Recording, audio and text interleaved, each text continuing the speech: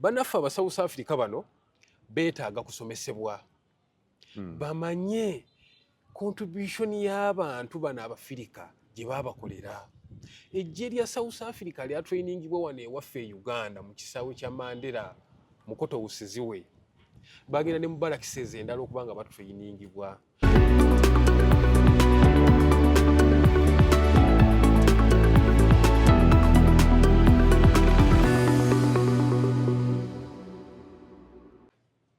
Alright, kale kwaniriza ku mukutu gwaffe guno gwa SML News Yugi olyotya munaffe na gy'osinza okutulaba bala emirimu.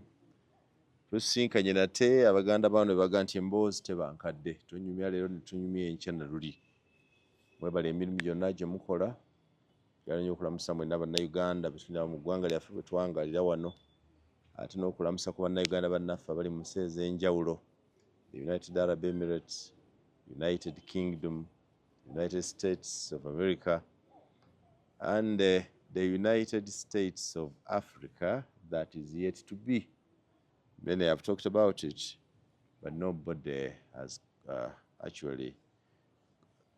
The conceptualization exists, but the implementation is yet to be seen. Nga bulijjo tunyumya ku nsonga ez'enjawulo.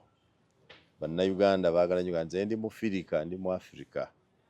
Wadde nga bitono bibalowooza ku ekyo. Abantu abamu bwe twogera nti ndi muna Africa, bamanyi kimu nti kitegeeza muddugavu, that's all. Ebyeyongerako awo batono abafaayo birowooza oba abaagala kubirowooza. Kale ffe abaasoma ebyafaayo history abamanyi engeri Africa abazungu gye baagigabanamu twasigalamu endowooza y'okwagala Africa eddenga bwe yali tubeere nga bwe tuli.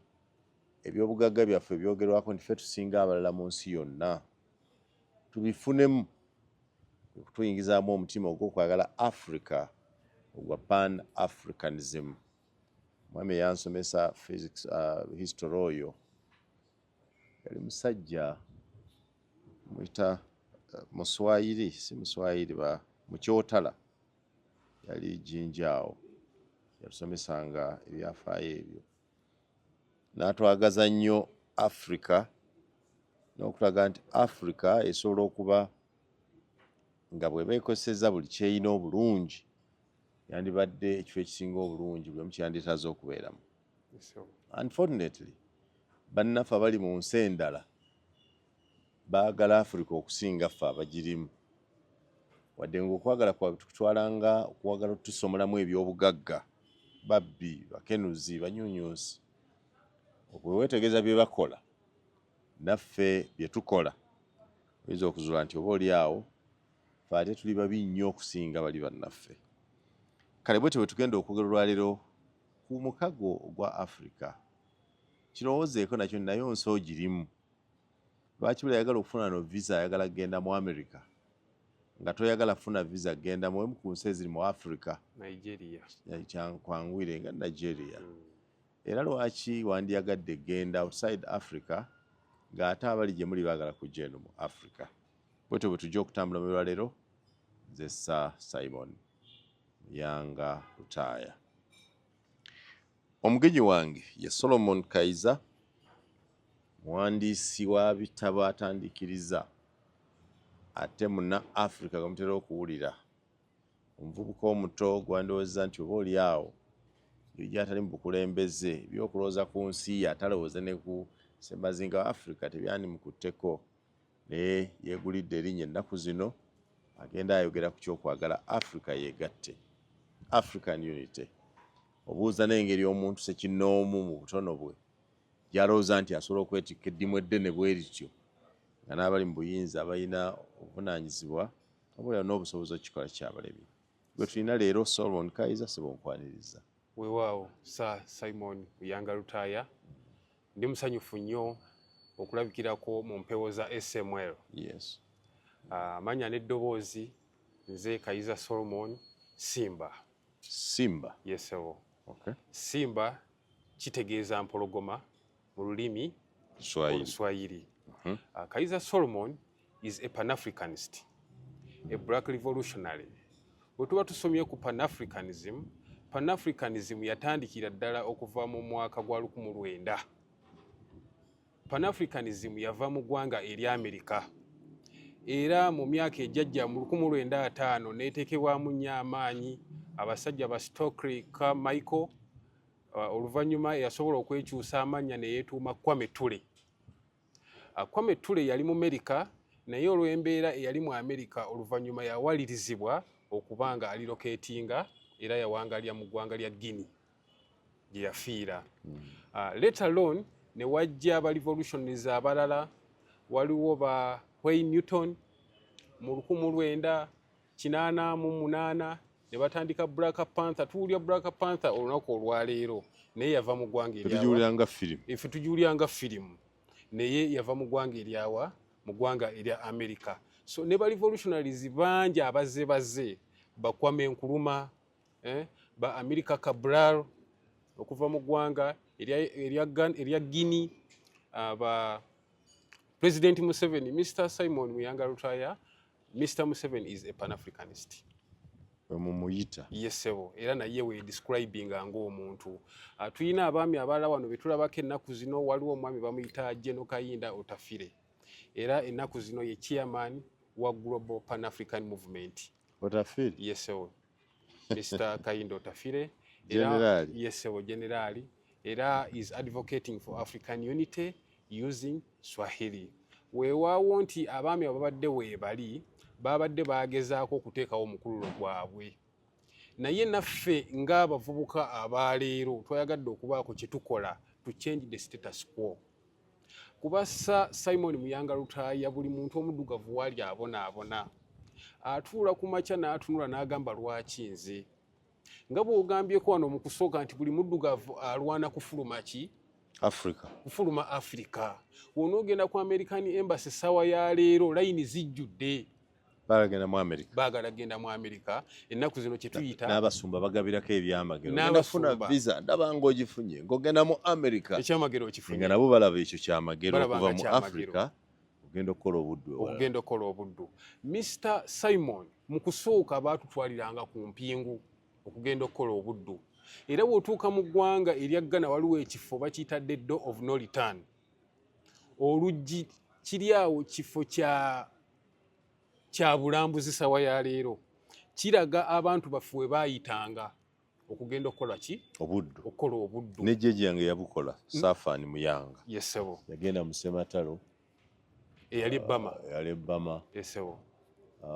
Ate era waliwo n'abantu ku kyalo kyaffe abaakakibwa okugenda okukola obuddu abamu tebadda. Kati ate abo abasinga abava mu mawanga gaffe aga East Africa bagenda nnyo mu India era India sawa ya leero wali abaddugavu abatufaanana babayita basidi mu Buyindi ng'Abayindi basosola nnyo basosoze era balina communities ze babateekamu era bali eyo bali underprivileged naye nga gye bali babayita baki basidi. So olunaku olwaleero Mr. Simon osobola okubeera omuvubuka olunaku olwaleero n'ozaala abaana bangi naye ate ebbanga we litambulako omutima gw'abaana gukuluma n'ogaka nnoonya abaana bange mbakuŋŋaanye abanaaba basobodde okuwulira omulanga gwange bajje abanaaba tebaagadde bakole ki babireke. After all nti mu nsi omuntu osobola kumukaka kutambulira ku peesi kw'otambulira oteekawo condition ye waaba asobodde nezimusikiriza okukola ekyo. So Mr. Simon twatandikawo movement yaffe gye twalonkinga ne tuyita nti Swahili United Black People Initiative. Mr. Simon nga bwe nkutegeezeza nti buli muddugavu yenna waali abonaabona twayagala tubeereko framework gye tuteekawo. Leero tutambulira ku makubo amalungi ge twegombaga express naye gaatandika na ideas. Kaakati leero kwe tutambulira ne tugamba katulonkinge movement egenda okukumaakuma abantu baffe mu bizibu mwe bali. Sebo omuntu omuddugavu oba ali mu Amerika oba ali Bungereza asosolebwa.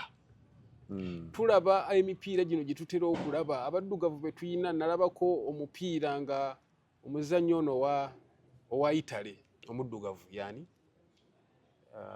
eyasambirako ne mu Manchester United omuddugavu yaliko mu Manchester United. Man U. Yes sir. Ani oyo? Ali awo asali enviiri bweziti. Ba? Pogba. Aha, Pogba. Nga bamukasukira amenvu nga kye bamutegeeza nti oli ki? Oli nkima. So ngaffe abantu abaddugavu twalabye nga tuyina okuba nga tuyina okwekomyawo ne twerwanirira okukomyawo privilege yaffe. Kuba tiri muntu asobola kuwa kitiibwa mu nsi nga tosobodde kikola ki? Kuceewa. Tosobodde kuceewa. Abantu abaddugavu balaba nga kaakati Bulaaya ly'eggulu ly'oku nsi. Naye ng'ate omuzungu oyo akugamba nompa Afirika, nompa emyaka 5. Bammaze. Gwe nojja eno ewaffe mu myaka aga ate oba olwanakola ki? Kudden. Kukomawo eno gye wava. So twayagadde okuba nga tuteekawo framework ne tuzimba a virtual plan. Era ssebo sa gye tukuleetedde olunaku olwaleero n'abantu baffe okuba nga bagitegeera. Gw'okolera ani? Kubanga ebintu by'okola bigendamu ensimbi. Yes ssebo. Ekintu kye weetisse kinene. Yes ssebo. Ani akiri emabega? Who sponsors what you do? Sawa ya leero ssebo mu project development tulina kye bayita local solution. Tubadde tukwatagana ne ba well wishers ne tupublishing ebitabo ne baba sponsoringa wano na wali, but it has been on a minimal scale. Tonzize. Yes sir. As sponsoringa yani. Tubadde twekolamu omulimu ne bannaffe abatuli okumpi ne ba well wishers ne batuyamba okuba nga batufacilitatinga mpaka olunaku lwaleero ssebo. Bw'otafiire b'ogambye ne Museveni bogambye nti ba Pan-Africanist. Yes sir. Bo bateeka muki. Abaami abo tubadde tetunaba kubasisinkana Mr. Lutaya, naye nga tuyina essuubi ddene nti we tuba tubasisinkanye tusobola okubaako ettaffaali lye twongera wa we baakoma.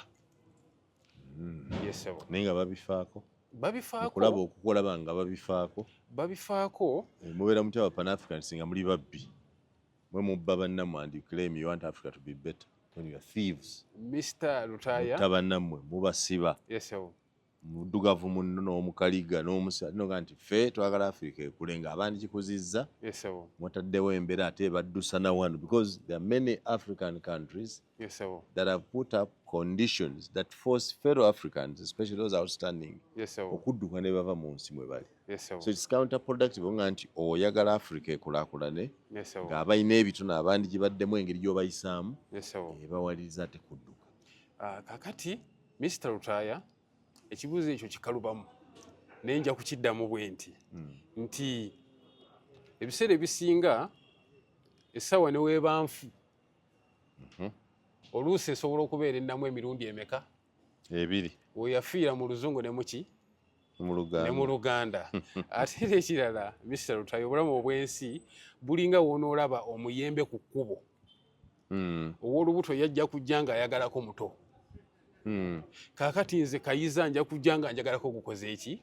Ogwengedde. Weewaawo waliwo ebitatambula bulungi mu mawanga gaffe naddala mu ggwanga lyaffe erya Uganda olunaku olwaleero.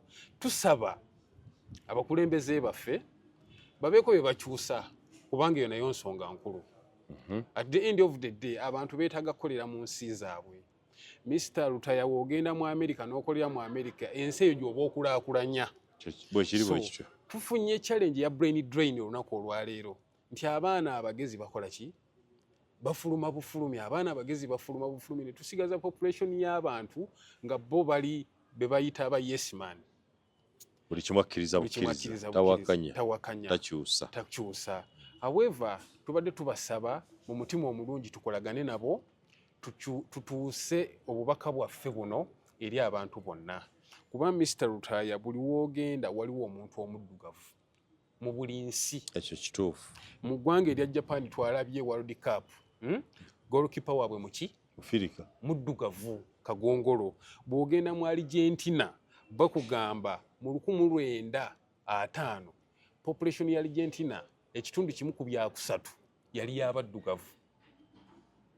Ene wava Messi. Sawa ya leero tebakyalabika.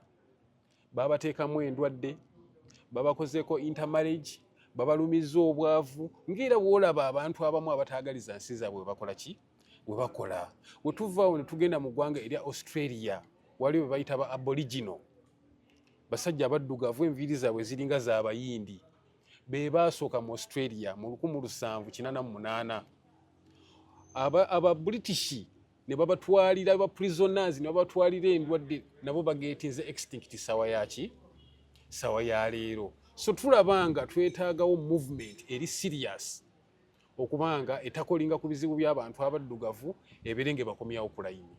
Naye nga tusuubira nti abakulembeze baffe bajja kutegeera omulanga gwaffe tubeerenga tusobola okukolagana nabo bateekewo omutima omulungi eri abantu babeerenga basobola okwekulaakulanya ate babeere emirembe. Katunuulire Uganda nga yo. Kubanga tujja kusookera we tuli naaweerezanga bonna nga nsookera ku beewaffe. Olaba nga mu Uganda mukyalimu abantu abafaayo ennyo okumanya oba n'abali e Kenya nabo bali bulungi, n'ab'e Tanzania n'ab'e South Africa bali bulungi. Obalaba? Ekibuuzo ekyo Mr. Lutaya, generally conscience y'abantu baffe bannayuganda ebadde eri wansi nti munnayuganda ssaawa ya leero ye muntu alabanga waaba alidde n'anywa kimala ebisigadde Mukama yakola ki? Mukama yamanyi. Kati awo wembuuliza nti mu mbeera y'abantu abalina endowooza bw'etyo ennafu kiki kyolowooza nti ojja kubasuukunda bazuukuke? Kubanga ffe okwagala Africa twakujja mu ssomero bwe twasomesebwa ebivve ebyatukolwako slave trade, ebyobuddu, apartheid, South Africa, gye twajja okwagala Africa ng'abaddugavu tunyigirizibwa, twalina ekikyolowooza tunyigirizibwa nedda ndera kino tekisoboka. Bwe tulifuna omukisa nga tukuze tuli bikyusa. Bwe tukuze ne tusanga nga abakulembeze baddugavu bannaffe batukola ebiva ate ebisinga n'omuzungu bye yatukola tuga nti nedda waakiri bali. There are many Ugandans here who wish we still remained under a colonial arrangement. Kituufu nnyo. It's a battle. Yes, sir. How do we confront kakati such kind of thing? Mr. Lutaya, e South Africa waliwo omwami bali bamuyita Robert Sobukwe. Yagamba the most potent weapon of the oppressor lies in the hands of the oppressed. Nti ekyokulwanyisa ekisinga eky'omuntu anyigiriza kiri nnyo mu mikono gy'oyo gwakola ki? Gwanyigiriza. Aba ategeeza ki? Nti oli akunyigiriza buli wakunyigiriza n'alaba nga kale ssebo kale maama ng'ayongera kukola ki? Kunyigiriza. Alunda ategedde nti oli munafu tolina kyosobola kukola kyokoze kyekyo okekemyemu biwedde. Naye buli wanaakulumba n'akunyigiriza nga alaba oli aggressive ajja kukyusa mu tactics zakola ki? Zakozesa. Kakati Mr. Lutaya ekibuuzo ekyo ky'obuuzizza nti ddala bwe tuba tuwangaalira mu bantu ab'ekika ekyo abatunyigiriza nga baawano abatunyigiriza nga baawano tunakyakiivinga tutya? Ekirala Mr. Lutaya nina documentary gye naatera okubanga nfulumya mulimu layini eraga nti ssaawa ya leero omuntu omuddugavu successful asobodde okolonizinga baddugavu banne. Ekyokulabirako obeera mu ggwanga tugambe ng'e Kenya emabega waliyo abakikuyu, pulezidenti eyaliko yali mukikuyu Kenyatta, ng'era bannakenya bakulaga nti omukikuyu ye kabaka waabwe, nti successful kisobodde otambula mu mawanga gaffe aga Afirika nti kabiira y'omukulembeze ezze ku bukulembeze ekolonizinga kaki? Banne waayo. Kabiira endala era ne babalabanga be baki? Be bakabaka. So olunaku lwaleero we want to change the status quo. Mr. Lutaya, abantu babanga banyigirizibwa, okunyigirizibwa abantu kwe bayitamu omuntu n'asiiba enjala si buvunaanyizibwa bw'oyo omuntu yekka asiibye enjala. Naawe neyibawe muddugavu munne kuba ojja kubuuzibwako ogamba otya nti oli munnayuganda ozze mu Amerika kulya ssente nga banno bali eri basiiba ki? Basiiba njala. So it's a collective motive oba it's a collective move okubanga we liberate our people. However tumanyi nti abantu baffe process ejja kubeera gradual naye tusaba babeere nga batutegeera tutambule. Kayiza. Yes sir. Obeera mu Uganda ng'oyagala bannayuganda baagale Africa. Yes sir. n'owulira mu mawulire nti banna South Africa Yes, sir. South Africa Yes, sir. erinnya ly'ensi yabwe likonfaminga Yes, sir. these Africans Yes, sir. bali mu kutta baddugavu bannaabwe. Yes, sir. N'enkyaleero mpulidde nti President Museveni aweereza ennyonyi Yes, mu sir. South Africa Yes, sir. bajjeyo bannayuganda ababonyaabonyezebwa Yes, sir. babawonye okuttibwa naye nga ani abayiga Yes, sir. aba South Africa Yes, sir. betuwa ekitiibwa wano Yes, sir. nga n'ekisaawe kyaffe ekinene twakibbulamu pulezidenti waabwe Nelson Mandela Yes, sir. nga nabo bennyini banyumya nti bwe baali balwana Yes, sir. kufuna obwetwazi twabayambako Yes, sir. kati bagoba mu Firika Yes, sir. munnayuganda aveeyo Yes, sir. naye nga Amerika Yes, sir. ate erina polisi ekkiriza Munnafrika okubeerayo. Yes, sir. Bw'owulira ebintu ng'ebyo Yes, sir. kwe ki ekikujjira? Mr. Rutaya, okusookera ddala aba South Africa bannaffe abo babadde baakafuna obwetwaze bwabwe okuva ku bazungu myaka giringa 3 leero babufuna mu 94. Bannaffe abo babadde balina obuzibu bwe bayita post colonialism. Bakyalina obulwadde bwe bayita Stockholm syndrome. Waliwo obulwadde bwe bayita Stockholm syndrome.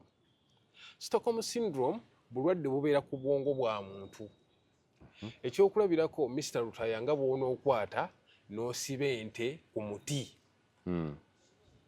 N'ebeerawo ng'ekimanya eri kuki? Ku muti. Eri ku muti esibiddwa ku mugwa n'omala n'ogisumulula. Naye yo ng'ekyalimu mentality eri balaka bakyansibye kuki? Ku muti. Bakyansibye ku muti. Okuba nkube nti fa tugende. N'emala n'eryoka ekola ki? Etegeera nti mbadde eki nateebwa. So babadde bakyalina obulwadde obwa Stockholm syndrome. Nti abantu abo kiringa leero omuntu eyali yayingira mu magye tugambe ba veterani bano abasinga baali mu kkola baddaawo nnyo ne balowooza nti waliwo omuntu agenda okujja abayambe mu bizibu byabwe. So aba South Africa olunaku olwo badde tebannaba kuyiga kukola kwengejinga mu bintu biri productive. Nti saawa eyaleero batunuulira munnayuganda Omunigeria balaba alina kyasobodde okukola kibayisa bubi. Ate nga weewaawo abantu baffe abo tebakola nnyo mirimu giri official. Ojja musanga alinawo ka restaurant, ojja musanga bangi bali nnyo mu busawo obwaki obw'ekinnansi, naye essaawa etuuse ne balaba nga abantu abo balinga be babatwalako ebiki ebirungi. So olunaku olwaleero ekiri mu South Africa bakiyita Afrophobia and Xenophobia. Abantu baffe abaagendayo weewaawo Mr. Rutaya njagala tubeere realistic. Bwe batugamba nti if you are to judge someone you have to be realistic and fair. Abamu tebalina mpapula ntuufu. Si bwe kiri taata.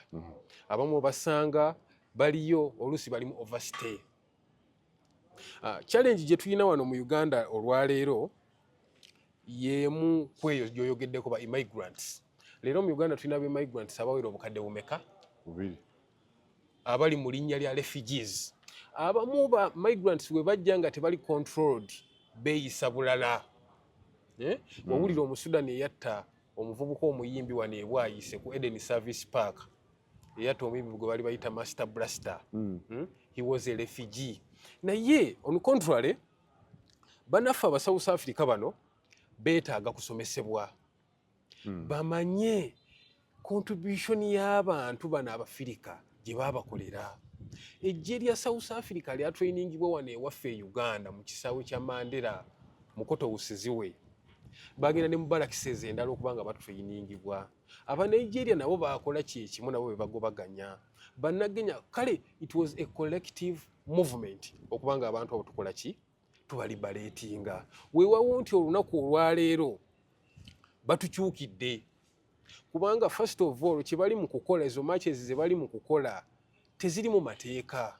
Kubanga South Africa is an independent nation. Kitegeeza nti bakoze paramilitary mu nsi. Kubanga poliisi eraba, government ekola ki?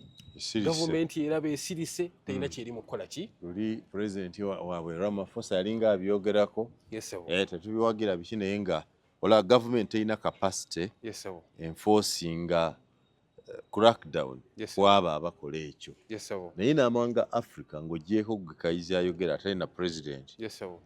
sinawulira nga bavaayo bonna okuba nga boogera Yes, sir. nandibadde nza nti saawa eno buli pulezidenti w'eggwanga lya Africa Yes, sir. yandibadde avaamu eddoboozi buli kiseera Yes, sir. bwekiti bwe kiri. In fact Yes, sir. singa mbadde pulezidenti w'emu ku nsi eziri mu Africa I would promise Yes, sir. nti banaye tujja South Africa tujja Yes, sir. bwe mutyo bwe mukoze bannaffe ffenna tujja Yes, sir. tebiga nti okay ffenna nga manga Africa tujje tubayiikire Yes, sir. tubalwanyise muleme kukola bintu bye mukola. Kituufu ate ekimaliramu ddala n'amaanyi nti ngera wogese nga wali mukulembeze sinaba kulabayo meeting yonna na mukulembeze wa South Africa Cyril Ramaphosa nti ssebo lwaki abantu baddugavu bannaffe obayisa bwotyo. So tukyalina ekirwadde ekya inferiority complex eyo nti oli munene nze sijja mukola ki mugambako sijja kumugambako ate nga byebimu ku birwadde ebisinza okutuzza emabega ng'abantu abaddugavu. However tusaba abantu baffe bazuukuke ate era Mr. Lutaya waliwo option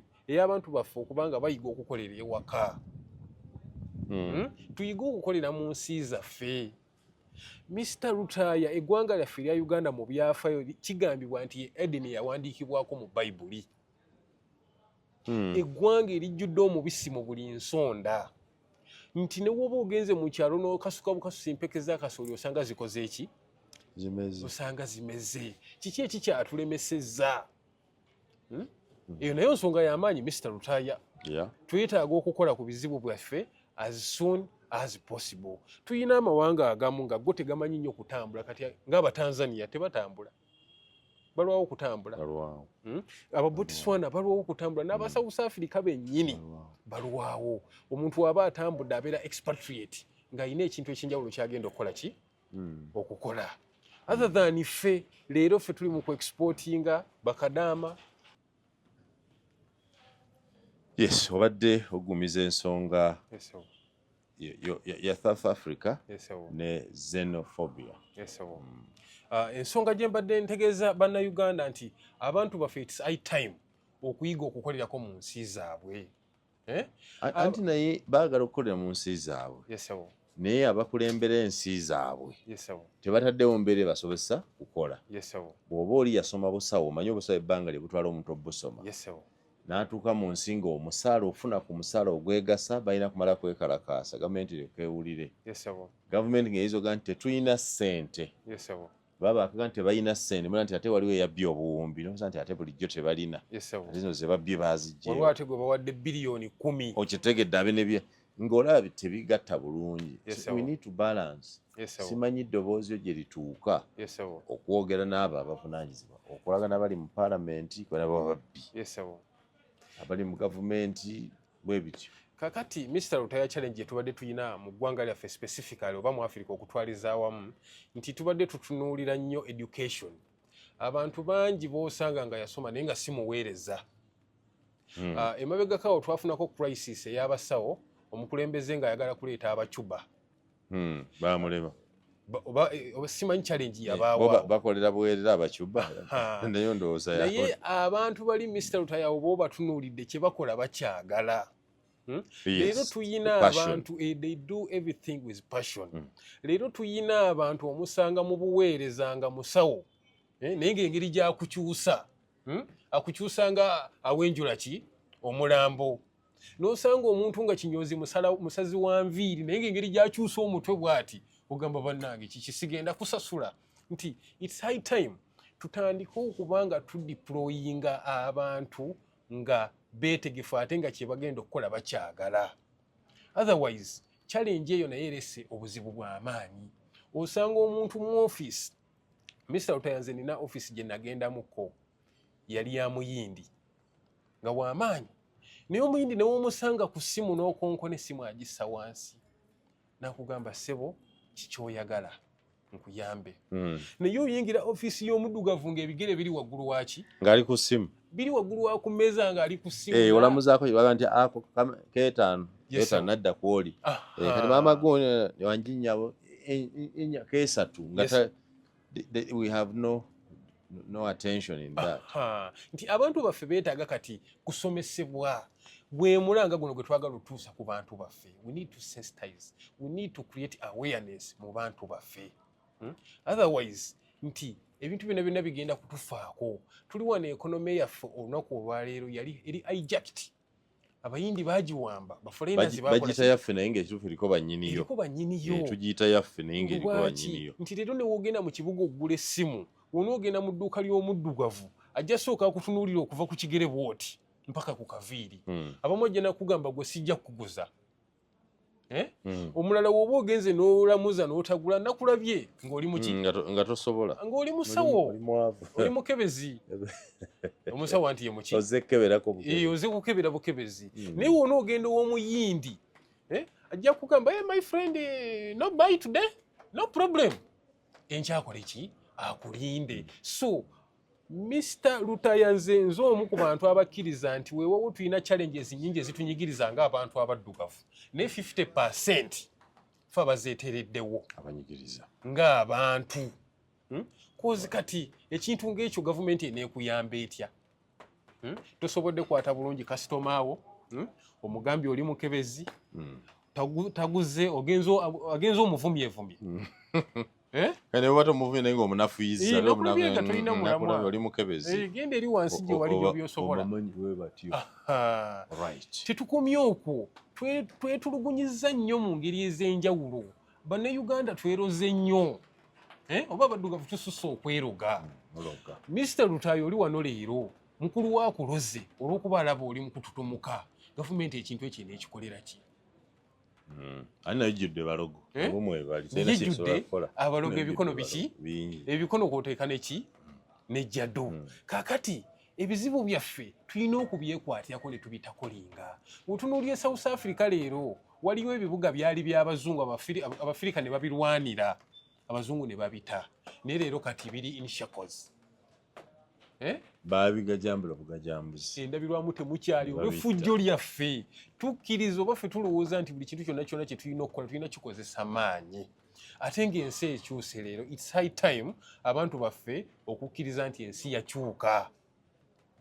Emabega twalina abagagga nga ba mukono nga bakugamba tosobola kugaggawala ku myaka 4. Leero abagagga abasinga mu nsi waliwo gwe bayita Elon Musk. Muvubuka mu South Africa, yava mu South Africa. Era eri aliyo nga immigrant. Ne mu South Africa si gye yali ava. Yali South Africa yali musajja mulamu ogiwe wafeeyo kaliro. Yavayo buvi. Naera ku South Africa yeyongerayo. Basanta bagezi bwe batu be waffe. Kaliro bwe batu. Leero is the richest man in the whole world. Omuvubuka bamuyita Mark Zuckerberg nannyini Facebook omuvubuka muto myaka 38 y'omu ku bagagga abasinga mu nsi. It's high time abantu baffe bakimanye nti enswa weekyusa ki amaaso nga nawe okyusa ki okyusa envubo. Bino bye tugamba nti mbutuufu gavumenti etunyigiriza mbutuufu okunyigirizibwa kuyinza okuba weekuli mu ngeri emu oba endala naye tuteekewo mechanisms ez'okulaba nga abanyigiriza baddiriza. Ekyo tusobola kituukako through dialogue n'engeri endala naye nze ndaba dialogue eyekola ki? Solomon. Yes sir. Bw'otunuulira Uganda eno mutuwangaalira. Yes sir. N'abantu abazze batufuga. Yes sir. Pulezidenti gw'oyinza okussaako nti ono ye mu kulwanira Africa. Yes sir. Okwagala Africa okuba awamu. Yes sir. Yagezaako. Ekibuuzo ekyo era eyo nja kugimaakinga okuva mu 1962 bwe twafuna obwetwaze bwaffe. 1962 bwe twafuna obwetwaze oluvannyuma twafuna omukulembeze waffe yasooka yali ani? Yali Muteesa.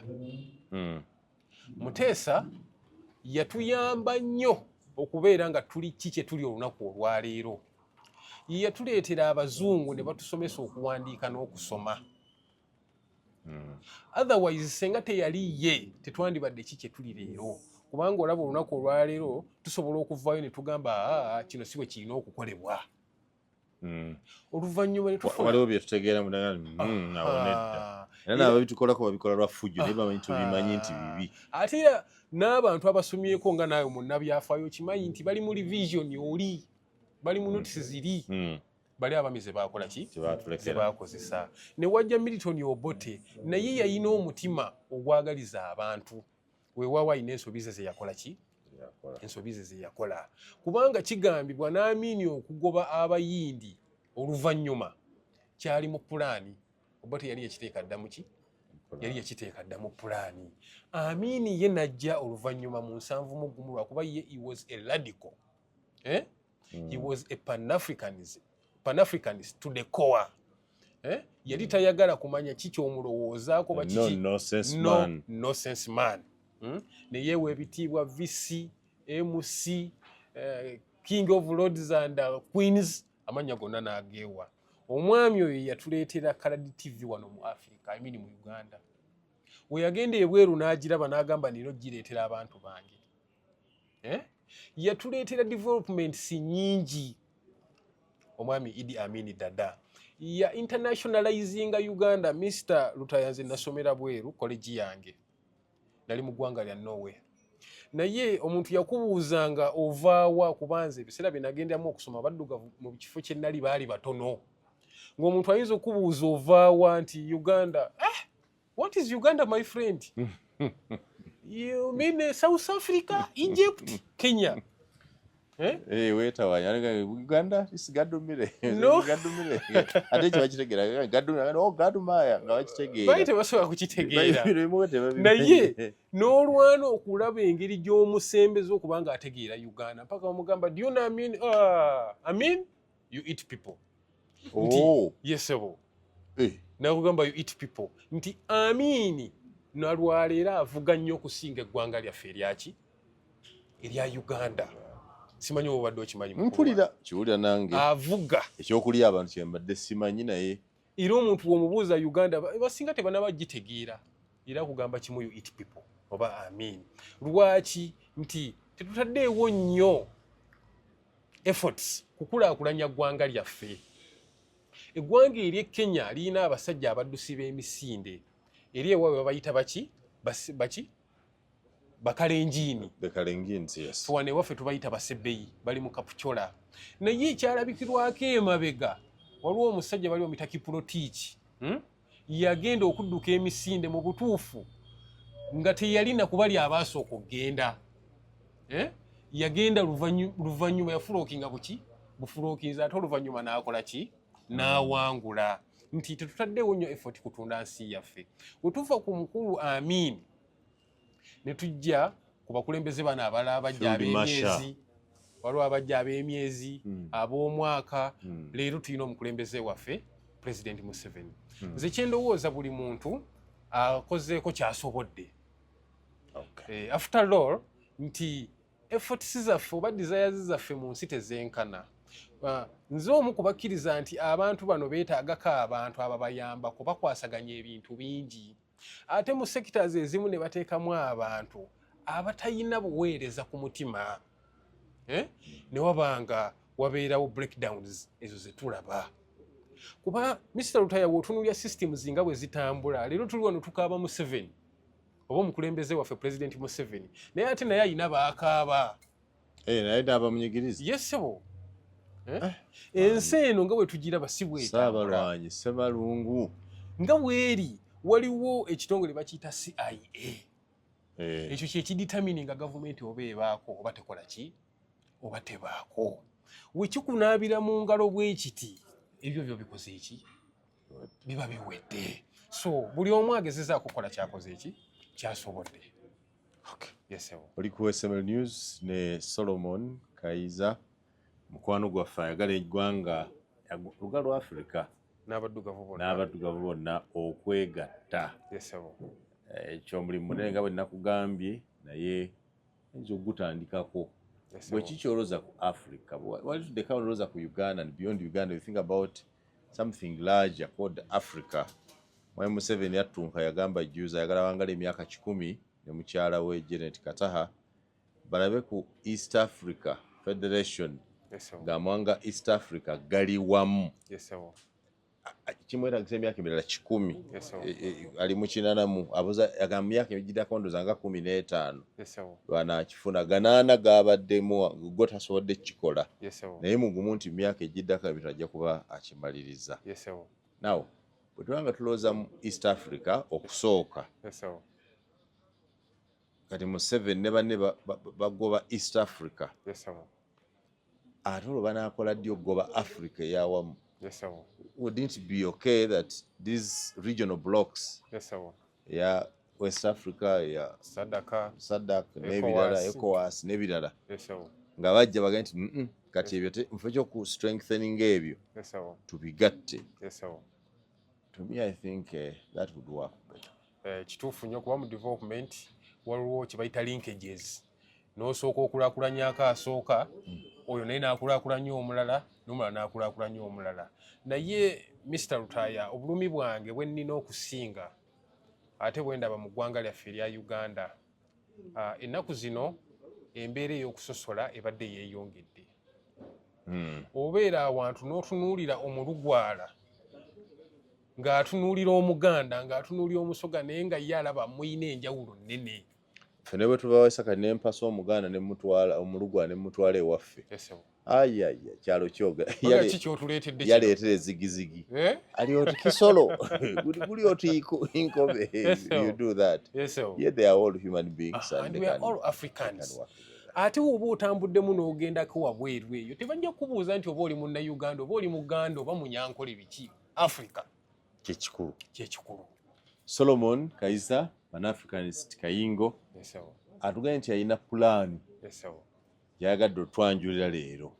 Pulaani eyo kwe natandikira tunaddamu okusinkana bwe tubitambuddemu naawe yongera okuba nekyolooza ku Africa n'abaana okwogerako nabo tubanga Africa abantu abasinga bungi twogera Luzungu lulimi olutugatta lukulembera wano lufuga olugendo lwali kyali luwanvu. Waliwo olulimi lwe bayita Africana olumanyi? Africana. I don't even think ate Africana babuwa abali mu South Africa lwe boogera balwogera.